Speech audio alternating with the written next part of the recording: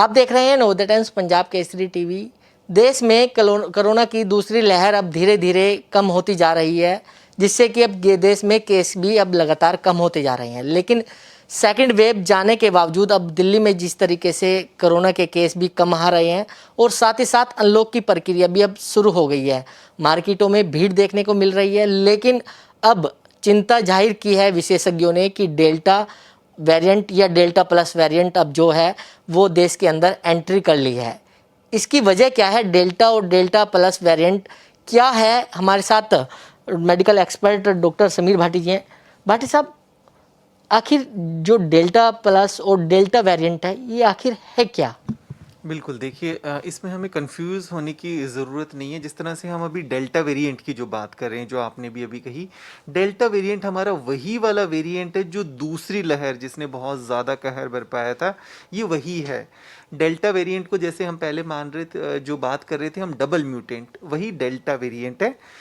अब delta variant में क्या हुआ, फिर से म्यूटेशन हुई है। म्यूटेशन क्या होता है कि वायरस अपना स्वरूप बदलता रहता है, तो इसमें फिर से बदलाव आया है। अब फिर से जो बदलाव आया गया है, जो इसके स्पाइक प्रोटीन में देखा गया है, जहाँ से स्पाइक प्रोटीन मतलब जहाँ से ये एंटर करता है, वहाँ पर बदलाव आया है। तो वो बदलाव आने के बाद इसका फिर से नाम जो है अभी डेल्टा प्लस वेरिएंट कह दिया गया है इसको। हाँ, डेल्टा प्लस जो वेरिएंट है उसके अभी बहुत ज़्यादा केसेस नहीं देखे गए हैं। अभी इसके अराउंड 58 के करीब केसेस देखे गए हैं और लगभग 12 राज्यों के अंदर इसके केसेस देखे गए हैं, जिसमें सबसे ज़्यादा महाराष्ट्र में इसके केसेस देखे गए हैं। अब क्या होता है कि जैसे कोई भी नई तरह का वेरिएंट हमें पता चलता है कि ये नया वेरिएंट आया है, उसमें हमें थोड़ी से और डेटा चाहिए होता है, थोड़ी और रिसर्च करनी होती है कि क्या ये जो नया वेरिएंट आया है ये संक्रामक है या ये जानलेवा है या इसके ऊपर वैक्सीन असर करेगी या नहीं।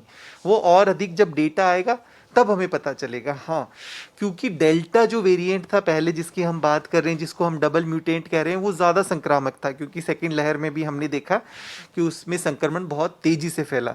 तो माना जा रहा है कि डेल्टा प्लस भी संक्रामक हो सकता है जी। बट बाकी अभी और जिस तरह से डेटा आएगा तो हमें पता लगेगा कि ये किस तरह से आगे बिहेव करता है। लेकिन सर, डेल्टा प्लस ने हमारे देश में तो एंट्री कर लिया, लेकिन अब विदेशों की बात करें तो वहाँ पर लगातार केसों में बढ़ोतरी हो रही है। अगर विदेशों की बात करें तो किस तरीके से ये अपना रूप दिखा रहा है? जी बिल्कुल, जिस तरह से हम बात करें, देखिए विदेशों के अंदर अगर हम भारत की तुलना में बात करें तो वहाँ पे वैक्सीन भी काफ़ी ज़्यादा लग चुकी है।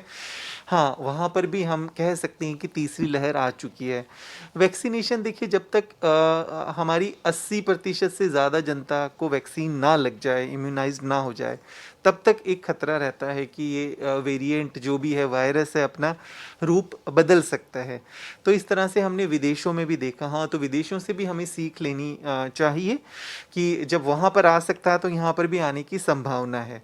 तो इसीलिए हम बात कर रहे हैं कि जल्दी से जल्दी हम वैक्सीनेट हो जाएं, क्योंकि हमें अभी तक भी नहीं पता है कि कितनी जनता है जिसको नेचुरल इन्फेक्शन हो चुका है, कोविड होके रिकवर हो चुके हैं, और क्योंकि वैक्सीन की हमें संख्या पता है, पर नेचुरल इन्फेक्शन की बात करें तो जिस तरह का हमारे पास डेटा था कि 3 करोड़ के करीब लोगों को कोविड हुआ था, पर भारत की जनसंख्या तो इतनी बड़ी है, तो एग्जैक्ट कितने लोगों को नेचुरल इन्फेक्शन हुआ, वैक्सीन एक संख्या हमें पता है कि इतनों को लग गई, पर अगर फिर भी देखें तो अभी काफ़ी उसके अंदर गैप है।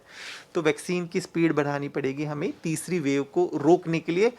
इसके अलावा हमें देखना है कि नॉन वैक्सीनेटेड कितने लोग हैं, ससेप्टेबल कितने लोग हैं, मतलब कितने लोगों को अभी ना तो वैक्सीन लगी है और ना ही उनको नेचुरल इन्फेक्शन हुआ था। तो इन सब बातों के ऊपर निर्भर करता है। और तीसरा, हमारी जो ये डेल्टा प्लस वेरिएंट है, इसका आगे किस तरह से पता लगता है, क्योंकि जो डेल्टा प्लस वेरिएंट है या किसी भी तरह का वेरिएंट है, ये दर्शकों को बताना चाहेंगे कि ये हम जो RT-PCR टेस्ट करते हैं उसमें पता नहीं चलता है। इसके लिए स्पेशलाइज्ड लैब होती है जिसमें हम जीनोम सीक्वेंसिंग जिसको कहते हैं, उससे हमें पता लगता है। क्योंकि RT-PCR टेस्ट से सिर्फ पता लगेगा कि पॉजिटिव हैं या नेगेटिव हैं, बट आगे फर्दर उस सैंपल को भेजा जाता है, पॉजिटिव सैंपल को, उसमें पता चलता है कि ये किस तरह का कोई वेरिएंट है या नहीं है। लेकिन भाटी साहब, जिस तरीके से आपने बताया कि वेरिएंट के बारे में, लेकिन थर्ड वेव को लेकर कितनी आशंका जो है वो जताई जा रही है? देखिए, थर्ड वेव के अंदर जब तक मैं आपको बताया कि जब तक हमारी 80% जनता को पूरी तरह से वैक्सीन ना या तो लगा दी जाए या उनमें कोई नेचुरल इन्फेक्शन ना आया हो, तब तक संभावना रहती है कि वायरस अपना स्वरूप बदल सकता है। तो एक तो वो वाली बात है। दूसरी बात एक और है कि जिस तरह से अभी हमारी जो 18 साल से नीचे की पॉपुलेशन है, जो हमारे बच्चे हैं वो वैक्सीनेटेड नहीं हुए हैं, तो वो भी एक ससेप्टेबल पॉपुलेशन है कि संभावना रहती है उनके अंदर भी कि इन्फेक्शन हो सकता है। हालांकि बच्चों में देखा गया है कि उस तरह से बहुत ज़्यादा वायरस उनको खतरा नहीं पहुंचाता है, पर बच्चे जो इन्फेक्शन है उसको कैरी कर सकते हैं, उसको फैला सकते हैं। तो इस तरह से हम देख रहे हैं कि वैसे माना जा रहा है कि दिसंबर तक हम अपनी वैक्सीन की जो ड्राइव है उसको काफ़ी हद तक स्पीड अप कर सकेंगे और काफ़ी लोगों को वैक्सीनेट कर सकेंगे। पर जब तक वैक्सीनेट नहीं होते तब तक ये खतरा रहेगा। और इससे एक महत्वपूर्ण बात और है कि जैसे शहरों में तो हम देख रहे हैं कि फिर भी उतनी हेजिटेंसी वैक्सीन को लेके उतना ज़्यादा अब भ्रम नहीं है लोगों में और लगवा रहे हैं, पर ग्रामीण क्षेत्रों में तो अभी भी काफ़ी हद तक इस चीज़ को लेके लोगों के अंदर काफ़ी शंकाएं हैं और वहाँ पर जो हमारी वैक्सीन है उतनी स्पीड से नहीं लग रही है।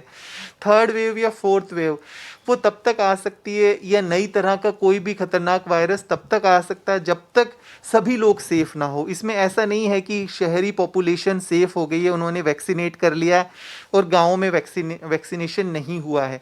जब तक सब सेफ नहीं है तब तक कोई भी सेफ नहीं है। अच्छा, एक चीज़ और समझाइए कि हमारे दर्शकों को कि फर्स्ट वेव आई तो बुजुर्गों को अपनी चपेट में लिया, सेकंड वेव आई तो युवाओं को अपनी चपेट में लिया, अब थर्ड वेव की आशंका जताई जा रही है, क्या बच्चों को अपनी चपेट में लेगी या उससे, क्योंकि जैसे सेकंड वेव में देखा कि हॉस्पिटल में बेडों की कमी देखने को मिली थी, लेकिन सरकार अपनी तैयारी जो है अभी से ही करने लगी है।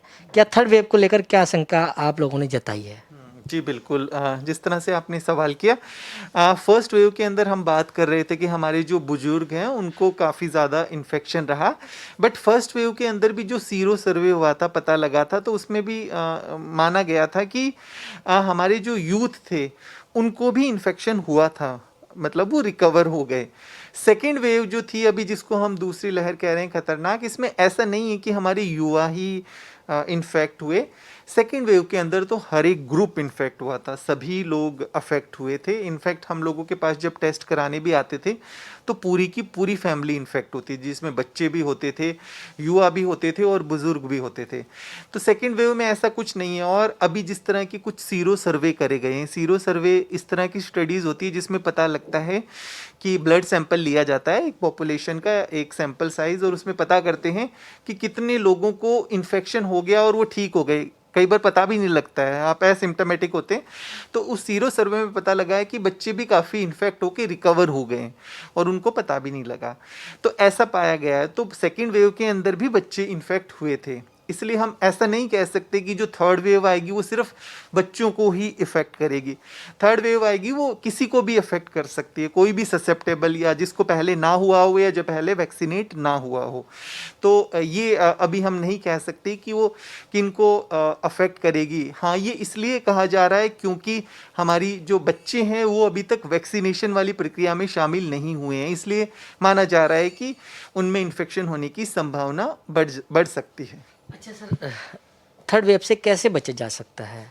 बचने का है कुछ इलाज? जी बिल्कुल।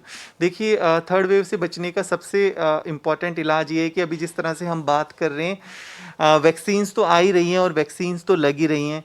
सबसे महत्वपूर्ण है कि एक मास्क हम पहनना हमें बिल्कुल भी अभी नहीं छोड़ना जब तक हमारी गाइडलाइंस, कैसे हमने बाकी देशों में भी देखा, कई देशों के अंदर जैसे मास्क को हटा दिया गया पर फिर से मास्क को लगा दिया। तो मास्क सबसे बड़ा प्रोटेक्शन है। इसके अलावा हमें भीड़ भाड़ वाली जगहों से अपने आप को बचा कर रखना है और जैसे हमारा टर्न आ जाए वैसे ही हम लोगों को वैक्सीन लगा लेनी है। यही सब उपाय है जो शुरू से हैं, क्योंकि किसी भी वेव से बचने के लिए कोई उपायों में चेंज नहीं आया है। वही कोविड अप्रोप्रिएट बिहेवियर है, वही हमें हमेशा फॉलो करना है। हम खुद सुरक्षित रहेंगे तो अपनी फैमिली को सुरक्षित रख सकते हैं और अपने समाज को सुरक्षित रख सकते हैं। लेकिन सर, भीड़ तो मार्केटों में बड़ी देखने को मिल रही है जब से अनलॉक की प्रक्रिया शुरू हुई है। जी बिल्कुल, इसमें सबसे ज़्यादा ज़रूरी है कि देखिए, गाइडलाइंस तो बनी हुई है पर सरकारों की और सबकी जिम्मेवारी बन जाती है कि उनको स्ट्रिक्टली फॉलो करा लेना ज़रूरी है, क्योंकि यहाँ पर महत्वपूर्ण है कि उन गाइडलाइंस को इम्प्लीमेंट बहुत ही ज़रूरी है फॉलो कराना। हाँ, कई बार भीड़ को हम शायद कॉम्प्रोमाइज़ उस तरह से हम उसको अवॉइड नहीं कर सकते, कई बार ऐसी सिचुएशन आती है। पर मास्क तो बहुत ही महत्वपूर्ण है, क्योंकि जैसा हम देख भी रहे हैं, लोग मास्क लगा भी रहे हैं तो ठीक तरीके से नहीं लगा रहे, लोग उसको नाक के नीचे रखते हैं या गले में टांग कर रखते हैं। ऐसा बिल्कुल भी नहीं करना। तो मास्क तो बहुत ही महत्वपूर्ण है। अगर बाकी थोड़ी चीज़ें कॉम्प्रोमाइज़ हो जाए, मास्क साथ हमें बिल्कुल भी कॉम्प्रोमाइज़ नहीं करना है। वैक्सीन को लेकर क्या कहेंगे आप कि वैक्सीन जो लोग नहीं लगवा रहे हैं कि वो ज़्यादा से ज़्यादा लगवाएं फिर?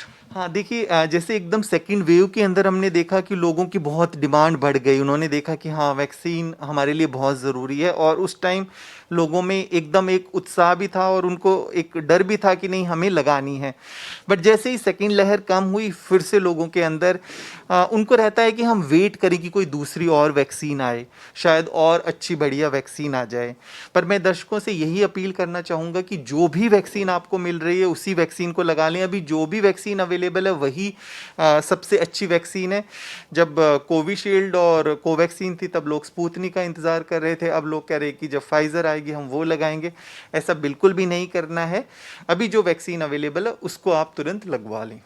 तो बिल्कुल ये थे मेडिकल एक्सपर्ट समीर भाटी, जो कह रहे हैं कि थर्ड वेव आने से सिर्फ मास्क लगाने से और सोशल डिस्टेंसिंग लगाने से ही बचा जा सकता है, और साथ ही साथ जो वैक्सीन है वो लगवाई जाए। दिल्ली से कमल कुमार कंसल, नवोदय टाइम्स, पंजाब केसरी टीवी।